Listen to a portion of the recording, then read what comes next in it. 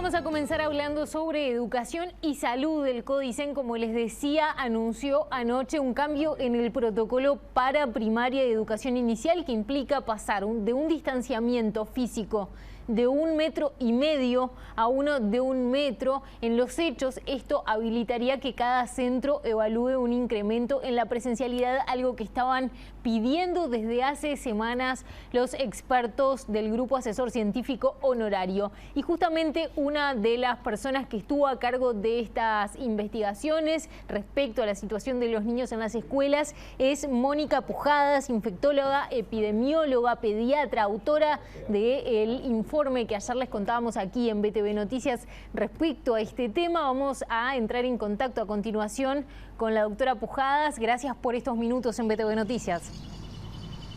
Buenas tardes, es un placer estar con ustedes. Bueno, ¿quedó conforme con la decisión que anunció ayer el Codicen? Creo que es una decisión más en todo el continuo de acciones que se vienen dando en todo lo que hace a todo el manejo de la pandemia, y que en realidad quisiera una precisión hacer a lo que tú decías, y es que este informe que actualmente se está difundiendo es básicamente lo mismo que habíamos hecho ya desde hace varios meses desde el grupo asesor, y también trabajando codo a codo con el Ministerio de Salud, con actores de la educación y con la Sociedad Uruguaya de Pediatría, tratando de que se entendiera cuáles eran los riesgos de realmente de los niños por no poder asistir a la presencialidad completa, por un lado, y por otro lado, cuál es su dinámica de transmisión en la pandemia. Entonces, es simplemente como un paso más que creo que sí que era necesario y en el cual veníamos trabajando ya desde hace tiempo. Bien, sí, porque en los hechos esto no necesariamente indica que se va a aumentar la presencialidad, sino que están dadas las condiciones para que cada centro educativo lo resuelva en base, por ejemplo, a su infraestructura. En ese sentido, usted como experta en este asunto y con todo el estudio que le ha puesto a este tema, ¿qué le recomendaría a los directores de los centros educativos que ahora se enfrentan a la decisión de cómo hacer para incorporar este nuevo protocolo? Básicamente nuestro rol desde la ciencia es y ha sido el tratar de mostrar con evidencias, con experiencias y con todo lo que viene pasando tanto en el mundo como en nuestro país, el tratar de demostrar por qué es importante instrumentar esa presencialidad. La operativa específica, por supuesto que depende del sector de la educación y específicamente de cada centro, pero básicamente los lineamientos son los que conocemos todos de cómo tratar de instrumentar esas medidas de prevención para minimizar el riesgo de la transmisión de la enfermedad, que nunca va a ser cero, pero que sí sabemos que en los niños es más bajo, y por tanto cada instrumentación va a tener que apuntar a ese equilibrio que hace en cuanto a las medidas de prevención. Si no podemos implementar adecuadamente una, tratemos de compensar con las otras y así sucesivamente con todas las otras medidas. Claro, y ahí es que entra, por ejemplo, lo de la obligatoriedad de la mascarilla como un tema fundamental. Repasemos, si le parece, cuáles son los principales riesgos que ustedes identificaban como más grandes respecto a el contagio, es decir, los riesgos más grandes que enfrentan los más pequeños a la hora de no tener la presencialidad educativa. Y ya aprovecho a preguntarle si ustedes creen que los daños colaterales, por llamarlo de alguna manera, de esta situación que estamos viviendo a nivel educativo se van a ver mucho más allá de la emergencia sanitaria, es decir, si los vamos a terminar de ver más adelante.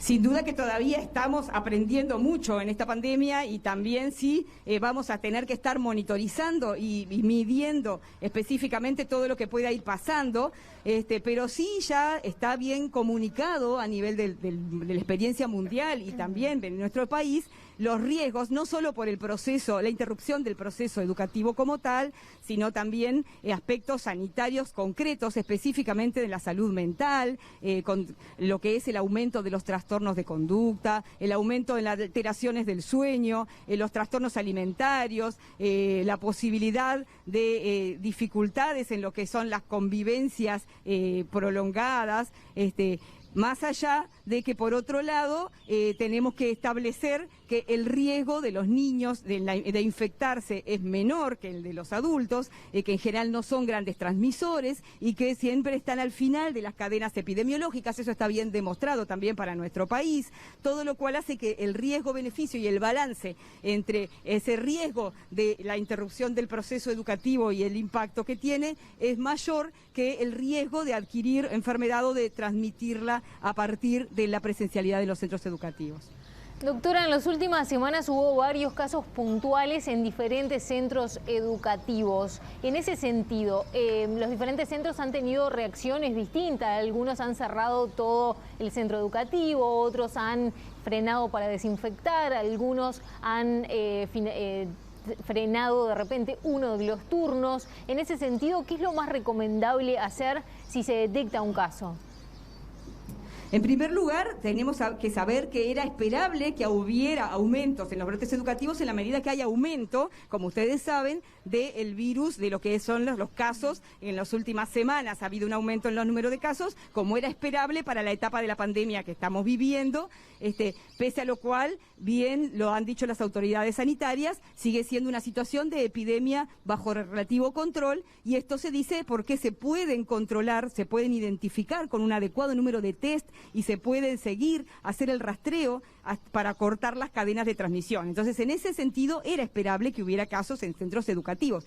Si ustedes analizan las comunicaciones desde el Ministerio de cómo surgen esos brotes o casos, que no es lo mismo, una cosa es que aparezcan algunos casos y otra cosa es que se catalogue como un brote, está bien claro que los niños en general se contagian a partir de un adulto o un familiar. En general han sido más en el medio familiar o en reuniones que después, por asistir al centro educativo, que aparece el caso. Entonces, el Ministerio de Salud Pública es quien rige, y la ANEP tiene protocolos específicos que hablan de cómo manejar las situaciones específicas frente a cada caso o cada brote que haya en los centros educativos. Y entonces, estrictamente, las recomendaciones son esas, que se sigan las indicaciones de la autoridad sanitaria, porque dependerá del número de casos, dependerá de la situación, en cuándo hay que cerrar o en qué áreas hay que cerrar y cuándo tomar otras medidas. Usted recién hacía una precisión de la diferencia entre que aparezca algún caso y que se considere un brote. No está de más, en este contexto en el que están apareciendo diferentes focos en distintos lugares,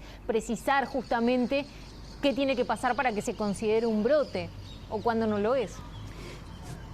En realidad, brote se define en epidemiología en general y para todas las enfermedades, no solo para COVID, cuando hay 2 o más casos relacionados entre sí en un área circunscripta, como por ejemplo puede ser un hogar o un centro educativo o una institución de salud. Básicamente que tengan que estar relacionados. ¿Qué quiere decir esto? Que surge a partir de otro, de un caso índice, da lugar a otros casos para que hablemos de brote. Si hay casos pero no están relacionados, en general no necesariamente se habla de brote. Pero básicamente esos tecnicismos, digamos, lo que van a ser importante es poder conocer, porque depende de todos, la posibilidad de que disminuyamos los riesgos de transmisión en la comunidad, esa gestión de riesgo que se tiene que hacer en cada lugar, en cada centro, y que cada persona también lo tiene que hacer de forma responsable, es lo único que va a permitir que sigamos pudiendo manejar la situación, la epidemia en nuestro país, porque básicamente terminamos siempre con que las medidas son las que ya se han comunicado, tratando de promover el distanciamiento físico, la ventilación, el uso de tapabocas adecuado y sobre todo teniendo conductas responsables, evitando aglomeraciones. Sin que hablar, parece que esas medidas son las que se repiten y están muy claras, y lo que hay que hacer en definitiva es cumplirlas. Ahora, con los más pequeños en las casas, de repente si se da un caso positivo, tal vez es más desafiante para una familia mantener una cuarentena. En ese sentido, una pregunta que nos surgía cuando estábamos preparando esta entrevista es: ¿qué pasa cuando hay un niño positivo? ¿Toda la familia tiene que hacer cuarentena? ¿La cuarentena se circunscribe a la casa o hay que tener más cuidados todavía y circunscribirlo a una habitación? ¿Cómo es la mejor manera de abordar esto? Básicamente las medidas de cuarentena se aplican para todos, o sea, cuando hablamos de que alguien tiene que aislarse, porque ahí hay que hacer una precisión, aislado hablamos de que se recomienda a alguien que se aísle cuando hay, digamos, tiene síntomas, cuando hay un caso diagnosticado o aunque no tenga síntomas, tiene un test positivo, en ese caso se habla de aislamiento.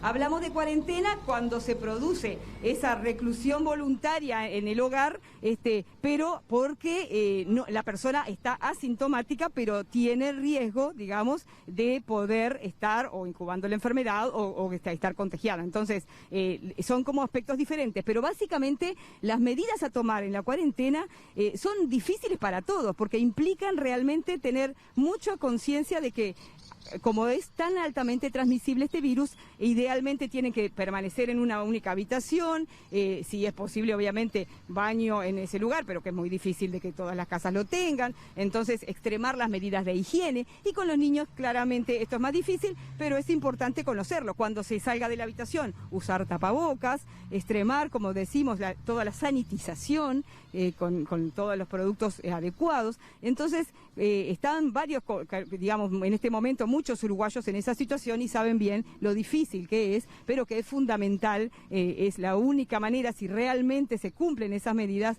la única manera de que disminuyamos la transmisión. Para finalizar, brevemente y agradeciéndole por su tiempo, ustedes en el informe del GACH y las recomendaciones se centraron en primaria. ¿Qué pasa con secundaria? ¿Se puede pensar en rever los protocolos para achicar el distanciamiento también? Volvemos a repetir que desde la ciencia nosotros lo que hacemos es aportar información y evidencias, y en ese sentido los daños y todo lo que pueda hacer a la interrupción educativa son similares que para primaria.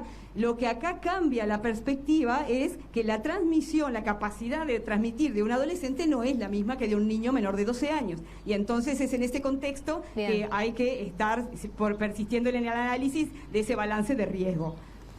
Doctora Mónica Pujadas. En especial, permítanme, permítanme para finalizar hacer justamente una solicitud a nuestros adolescentes en especial, que traten de evitar aglomeraciones, de no estar haciendo fiestas por el momento, porque aunque ellos no vayan a adquirir tal vez una enfermedad grave o ni siquiera tener síntomas, sí pueden transmitirla a sus mayores, que sí pueden tener una enfermedad más complicada. Ni que hablar. Muchísimas gracias, doctora, por estos minutos y estas explicaciones en PTV Noticias. A las órdenes, gracias a ustedes.